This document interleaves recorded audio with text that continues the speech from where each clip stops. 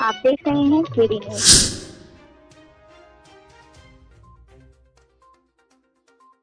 आज हम आपको उड़ीसा के जगन्नाथपुरी धाम की यात्रा पर ले चलते हैं, जहां हम आपको जगन्नाथपुरी का दर्शन और महत्व, साथ ही घूमने वाली जगहों के बारे में आपको अधिक जानकारी देंगे। साथ ही आसपास कई रहस्य और अनसुलझे प्रश्न जो सदियों से चले आ रहे हैं, जैसे मंदिर में प्रवेश करने के बाद समुद्र की आवाज़ बंद हो जाना, शिखर की छाया नहीं बनती है, ध्वज हमेशा हवा के विपरीत दिशा में लहराना और मंदिर के पास कोई पक्षी नहीं उड़ पाता। यह कुछ अनसुलझे रहस्य हैं जो आपको हम दिखाएंगे। आइए खबर विस्तार देते हैं। नमस्कार, मैं कपिल देव शुक्ल और आप देख रहे हैं केडी न्यूज सुल्तानपुर चैनल। इस चैनल के सहयोगी संस्थान अवधि तक पर भी आप ये हमारी खबर देख सकते हैं। माना जाता है कि भगवान विष्णु जब चारों धाम पर बसे और फिर अपने धामों की यात्रा पर जाते हैं तो सबसे पहले वो हिमालय की ऊंची चोटियों पर बने अपने धाम बद्रीनाथ में स्नान करते हैं। फिर पश्चिम में गुजरात के द्वारिका में वस्त्र पहनते हैं और पुरी में भोजन करते हैं और अंत में दक्षिण के रामेश्वर में विश्राम करते हैं। द्वापर के बाद भगवान कृष्ण पुरी में निवास करने लगे और वो बन गए जग के नाथ अर्थात जगन्नाथ। पुरी का जगन्नाथ धाम 4 धामों में से एक है। यहाँ भगवान जगन्नाथ के बड़े भाई बलभद्र और बहन सुभद्रा के साथ विराजते हैं। हिंदुओं की प्राचीन और पवित्र 7 नगरियों में पुरी उड़ीसा राज्य के समुद्री तट पर बसा है। जगन्नाथ मंदिर विष्णु के 8वें अवतार श्री कृष्ण को समर्पित है। भारत के पूर्व में बंगाल की खाड़ी के पूर्वी छोर पर बसी पवित्र नगरी पुरी उड़ीसा की राजधानी भुवनेश्वर से थोड़ी दूर पर है। आज का उड़ीसा प्राचीन काल में उत्कल प्रदेश के नाम से जाना जाता था। यहाँ देश के समृद्ध बंदरगाहें थी, जहाँ जावा, सुमात्रा, इंडोनेशिया, थाईलैंड और अन्य कई देशों का इन्हीं बंदरगाह के रास्ते व्यापार होता था। पुराणों में इसे धरती का बैकुंठ कहा गया है। यह भगवान विष्णु के 4 धामों में से एक है। इसे श्री क्षेत्र, श्री पुरुषोत्तम क्षेत्र, शाक क्षेत्र, नीलांचल, नीलगिरी और श्री जगन्नाथपुरी भी कहते हैं। यहाँ लक्ष्मीपति विष्णु ने तरह तरह की लीलाएं की थी। ब्रह्म और स्कंद पुराण के अनुसार यहाँ भगवान विष्णु पुरुषोत्तम नील माधव के रूप में अवतरित हुए और सबर जनजात के परम पूज्य देवता बन गए। सबर जनजात के देवता होने के कारण यहाँ भगवान जगन्नाथ का रूप कबीलाई देवताओं की तरह है। बहुत पहले कबीले के लोग अपने देवताओं की मूर्तियों को लकड़ी, जिसको काठ कहा जाता है, उसमें बनाते थे। जगन्नाथ मंदिर में सबर जनजात के पुजारियों के अलावा ब्राह्मण पुजारी भी हैं। ज्येष्ठ पूर्णिमा से आषाढ़ पूर्णिमा तक सबर जात के दैतापति जगन्नाथ जी की सारी रीतियां करते हैं। पुराण के अनुसार नीलगिरी में पुरुषोत्तम हरि की पूजा की जाती है। पुरुषोत्तम हरि को यहाँ भगवान राम का रूप माना गया है।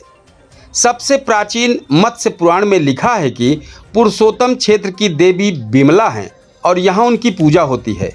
रामायण के उत्तराखंड के अनुसार भगवान राम ने रावण के भाई विभीषण को अपने इक्ष्वाकु वंश के कुल देवता भगवान जगन्नाथ की आराधना करने को कहा। आज भी पुरी के श्री मंदिर में विभीषण की वंदना की परंपरा कायम है। स्कंद पुराण में पुरी धाम का भौगोलिक वर्णन मिलता है। स्कंद पुराण के अनुसार पुरी एक दक्षिणवर्ती शंख की तरह है और यह 5 कोस यानी 16 किलोमीटर क्षेत्र में फैला है। माना जाता है कि इसका लगभग 2 कोस क्षेत्र बंगाल की खाड़ी में डूब गया है।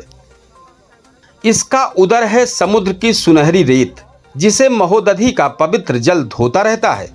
सिर वाला क्षेत्र पश्चिम दिशा में है, जिसकी रक्षा महादेव करते हैं। शंख के दूसरे घेरे में शिव का दूसरा रूप ब्रह्मा कपाल मोचन विराजमान है।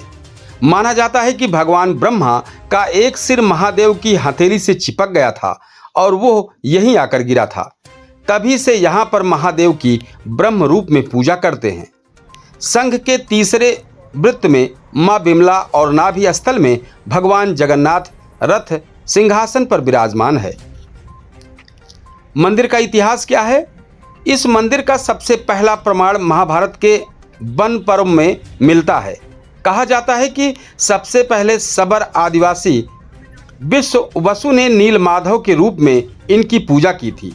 आज भी पुरी के मंदिरों में कई सेवक हैं जिन्हें दैतापति के नाम से जाना जाता है। राजा इंद्रद्युम्न मालवा का राजा था, जिसके पिता का नाम भारत और माता सुमति थी। राजा इंद्रद्युम्न को सपने में जगन्नाथ के दर्शन हुए। कई ग्रंथों में राजा इंद्रद्युम्न और उनके यज्ञ के बारे में विस्तार से लिखा है। उन्होंने यहाँ कई विशाल यज्ञ किए और एक सरोवर बनवाया। एक रात भगवान विष्णु ने उनको सपने में दर्शन दिए और कहा कि नीलांचल पर्वत की एक गुफा में मेरी एक मूर्ति है, उसे नील माधव कहते हैं। तुम एक मंदिर बनवाकर उसमें मेरी यह मूर्ति स्थापित कर दो। राजा ने अपने सेवकों को नीलांचल पर्वत की खोज में भेजा। उन सेवकों में एक ब्राह्मण विद्यापति था। विद्यापति ने सुन रखा था कि सबर कबीले के लोग नील माधव की पूजा करते हैं और उन्होंने अपने देवता की इस मूर्ति को नीलांचल पर्वत की गुफा में छुपा रखा है। यह भी जानता था कि सबर कबीले का मुखिया विश्ववसु नील माधव का उपासक है और उसी ने मूर्ति को गुफा में छुपा रखा है। चतुर विद्यापति ने दिमाग लगाया और मुखिया की बेटी से विवाह कर लिया। आखिर में वो अपनी पत्नी के जरिए नील माधव की गुफा तक पहुंचने में सफल हो गया और एक रात उसने मूर्ति चुरा ली और अपने राजा को लाकर दे दी।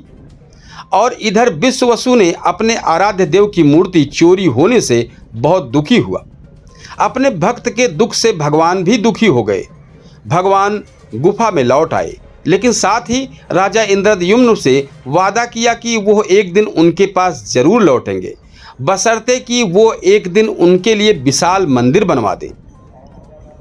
राजा ने मंदिर बनवा दिया और भगवान विष्णु से मंदिर में विराजमान होने के लिए कहा। भगवान ने कहा कि तुम मेरी मूर्ति बनवाने के लिए समुद्र में तैर रहा पेड़ का बड़ा टुकड़ा उठाकर लाओ, जो द्वारिका से समुद्र में तैरकर पुरी की ओर जा रहा है। राजा के सेवकों ने उस पेड़ के टुकड़े को तो ढूंढ लिया, लेकिन सब लोग मिलकर भी उस पेड़ को नहीं उठा पाए। तब राजा को समझ में आ गया कि अब नील माधव के अन्य भक्त सबर कबीले के मुखिया विश्ववसु की ही सहायता लेनी पड़ेगी। सब उस वक्त हैरान रह गए जब विश्ववसु भारी भरकम लकड़ी को उठाकर मंदिर तक ले आए। अब बारी थी लकड़ी से भगवान की मूर्ति गढ़ने की। राजा के कारीगरों ने लाख कोशिश कर ली, लेकिन कोई भी लकड़ी में एक छेनी तक नहीं लगा सका। तब तीनों लोक के कुशल कारीगर भगवान विश्वकर्मा एक बूढ़े व्यक्ति का रूप धर कर आए। उन्होंने राजा को कहा कि वह नील माधव की मूर्ति बना सकते हैं, लेकिन साथ ही उन्होंने अपनी शर्त यह भी रखी कि 21 दिन में मूर्ति बनवाएंगे और अकेले में बनाएंगे। कोई उनको बनाते हुए नहीं देख सकता है। उनकी शर्त मान ली गई। लोगों को काफ़ी दिनों तक आरी छेनी हथौड़ी की आवाज़ें आती रही। राजा इंद्रद्युम्न की रानी गुड़ीचा अपने को रोक नहीं पाई। वो दरवाजे के पास गई तो उसे कोई आवाज़ सुनाई नहीं दी। वो घबरा गई। उसे लगा कि बूढ़ा कारीगर मर गया है। उसने राजा को इसकी सूचना दी। अंदर से कोई आवाज़ सुनाई नहीं दे रही है तो राजा को भी ऐसा लगा। सभी शर्तों और चेतावनियों को दरकिनार करते हुए राजा ने कमरे का दरवाज़ा खोलने का आदेश दिया। जैसे ही कमरा खोला गया तो बूढ़ा व्यक्ति गायब था और उसमें 3 अधूरी मूर्तियां मिली पड़ी थी। भगवान नील माधव और उनके भाई के छोटे छोटे हाथ बने थे, लेकिन उनकी टांगें नहीं बनी थी, जबकि सुभद्रा के हाथ पांव बनाए ही नहीं गए। राजा ने इसे भगवान की इच्छा मानकर इन्हीं अधूरी मूर्तियों को स्थापित कर दिया। तब से लेकर आज तक तीनों भाई बहन इसी रूप में जगन्नाथपुरी मंदिर में विद्यमान है। वर्तमान में जो मंदिर है वह 7वीं सदी में बनाया गया था। हालांकि इस मंदिर का निर्माण ईसा पूर्व 2 में भी हुआ था। यहाँ स्थित मंदिर 3 बार टूट चुका है। 1174 ईस्वी में उड़ीसा शासक अनंग भीमदेव ने इसका जीर्णोद्धार करवाया था। मुख्य मंदिर के आसपास लगभग 30 छोटे बड़े मंदिर स्थापित हैं। 12वीं शताब्दी में गंग राजवंश के राजा अंतरवर्मन चोडगंग ने जगन्नाथ मंदिर का निर्माण कराया, जो आज भी पुरी का मुख्य आकर्षण है। ब्रिटिश शासनकाल में 1803 से 1947 तक यह ब्रिटिश शासन का हिस्सा रहा है और जब आधुनिक काल आया तो उसमें स्वतंत्रता के बाद ओडिशा राज्य का यह पूरी हिस्सा बन गया। हम अपने अगले अंक में आपको यहाँ के लोकप्रिय पर्यटन स्थल के बारे में आपको जानकारी देंगे। आप हमारी खबरों पर अपनी राय कमेंट बॉक्स में जरूर दें। जय जगन्नाथपुरी धाम।